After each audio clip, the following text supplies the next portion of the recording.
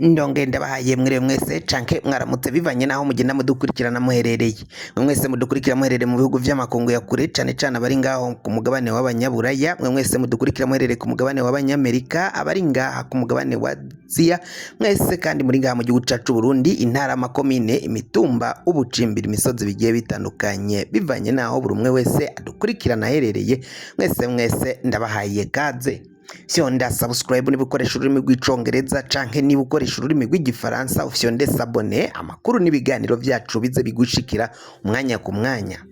Amakuru yacu rero agezwe kari karavugwa ngaha mu gihugu cacu Burundi ibintu bibandanya kuba nabi cane ibindi bikabandanya guhinduka mu gisata c'umutekano mu gisata ca politike mu gisata c'agateka kazina muntu aho hose tukaza kubabwira bimwe mu biriko biragenda bivugwa ngaha mu gihugu c'u Burundi dutangurira ku nkuru ivuga ukungeni igisirikari c'u Burundi kibandanya gusambuka aho bamwe rero basaba ko igisoda c'u Burundi ico hindura canke bosubiriza uwuhagararira canke utwara igisoda c'u Burundi uyu atawundi ni Prime Niyongabo. Abasoda batandukanye bakaba babandanya kuvuga ko Prime Niyongabo atakintu na kimwe abamariye ahubwo ntabumviriza nivyo bakabaye baronka nk'uburenganzira bwabo ntabwo babironka ahubwo Prime Niyongabo aca abibarya akavuga ko rero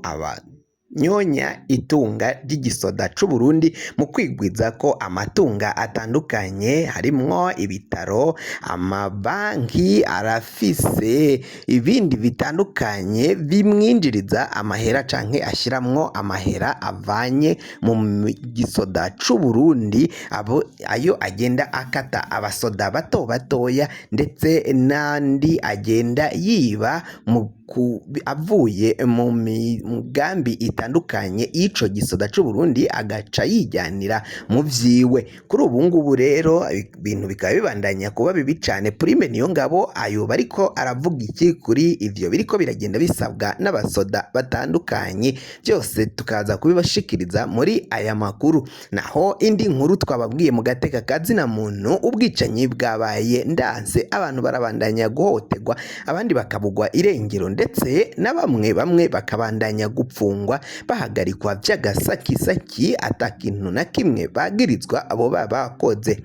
naho kandi twababwiye muri politike reka turabashikiriza urugendo rw'umukuru w'igihugu cacu c'u Burundi Varisito Ndayishimiye aho kuri ubu ngubu yavuye mu gihugu c'u Burusiya aho yari yitavye inama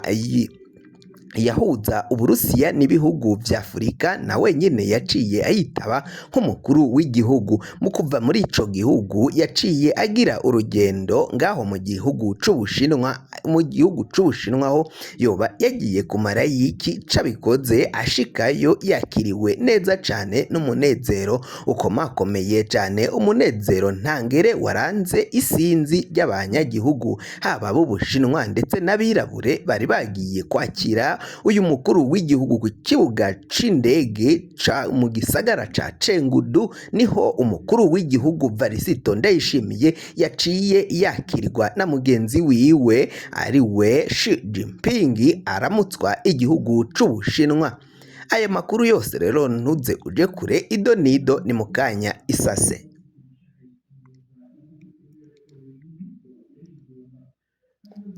Nkuko nari mpejeje kubikubwira rero reka amakuru tuyatangurire ku vyo umukuru w'igisoda c'u Burundi ndetse n'abasirikari batandukanye mu gihugu cacu c'u Burundi mu basoda bariko baragenda basaba umukuru w'igihugu barasaba Ndayishimiye ko yogira icakoze akabahindurira uwubatwara bivanye nuko Prime Niyongabo iyo bamugejeje ko ikibazo canke bamwituye bamwe iyo bitamufisiye inyungu we aca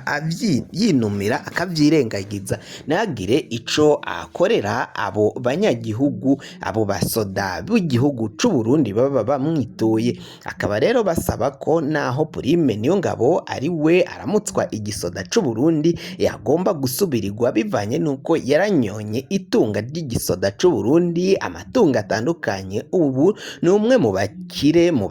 tagiri ngaha mu gihugu c'u Burundi bakomakomeye cane, arafise ibintu vyinshi bitandukanye yagiye anyonora canke yagiye abona abiciye mu kunyonora amahera y'igihugu.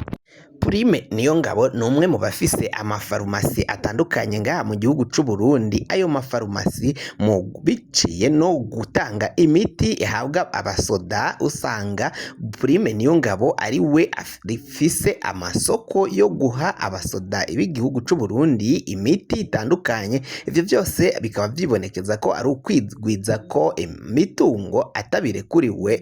n'amategeko. Bakaba basaba ko rero ivyo byose ayo mahera bagenda basoda kandi ngo bacibwa vy'agasakisaki uko imishahara yabo igeze ku makonti, bakaba basanga iyo mishahara yabo ituzuye, ngo hakaba hari amahera agenda akatwa umwe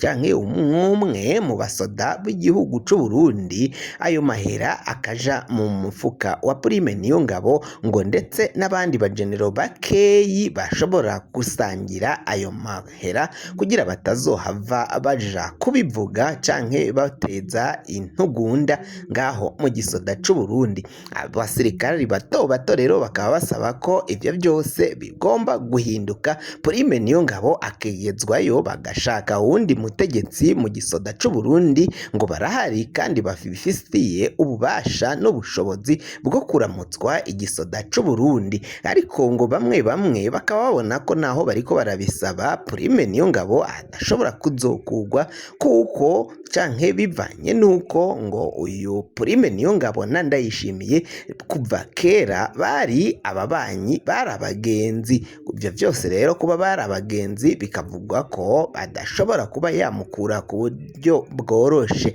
Mbere mwarabonye ko ubugeni bwa Prime Niyongabo uwabuhagarikiye yari Ndayishimiye, nk'uko amakuru agenda avyemeza. Abasoda batandukanye mu gisirikari c'u Burundi rero bakaba nabo babandanya gusaba ko Prime Niyongabo nawe hageze ko yokugwa muri ayo mabanga, akegezwa ku ruhande igisoda c'u Burundi kigahabwa undi mutegetsi ashobora gukorera igisirikari akagitegeka.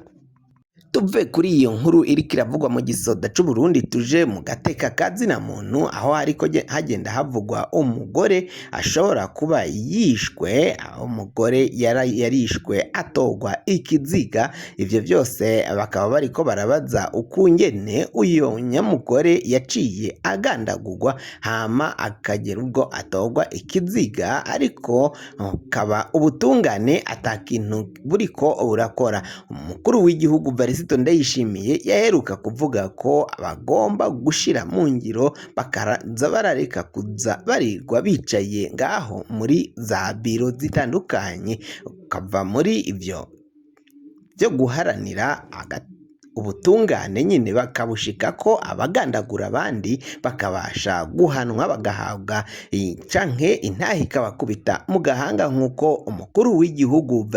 Ndayishimiye yaciye abishikiriza.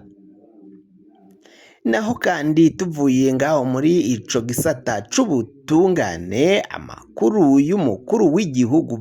Ndayishimiye mu rugendo yaciye agirira ngaho mu Burusiya yaruvuyemwo acagira urundi mu gihugu c'Ubushinwa, nk'uko amakuru ariko aravyemeza. Bikaba bivuga ko rero umukuru w'igihugu Ndayishimiye yaciriwe neza cane ngaho muri ico gihugu c'Ubushinwa mu gisagara ca Chengdu. Bavuga ko rero umukuru w'igihugu ariko aragira izo ngendo zitandukanye mu rwego rwo gutsimbataza imigenderanire myiza n'amakungu. Bikavugwa ko rero iyo migenderanire myiza umukuru w'igihugu Ndayishimiye yipfuza izogira akamaro kaniniya cane, haba ku Barundi ndetse n'abandi banyamahanga bazotemberera igihugu cacu c'u Burundi. Ndayishimiye akaba ariko arasaba abo bose bari ngaho muri ico gihugu c'Ubushinwa ndetse no mu bihugu bitandukanye vya Buraya mu kwigumya no kuza gukorera ngaha mu gihugu c'u Burundi, kuko hari ibyiza byinshi vyobafasha mu kurangura akazi kabo ka misi yose. kugira ngo amakuru mwene nkaya azara gushikira wafyonda subscribe niba ukoresha ururimi rw'icongereza canke wowe ukoresha ururimi rw'igifaransa ugafyonda sabone amakuru n'ibiganiro dutohoza bikazuja biragushikako umwanya ku mwanya.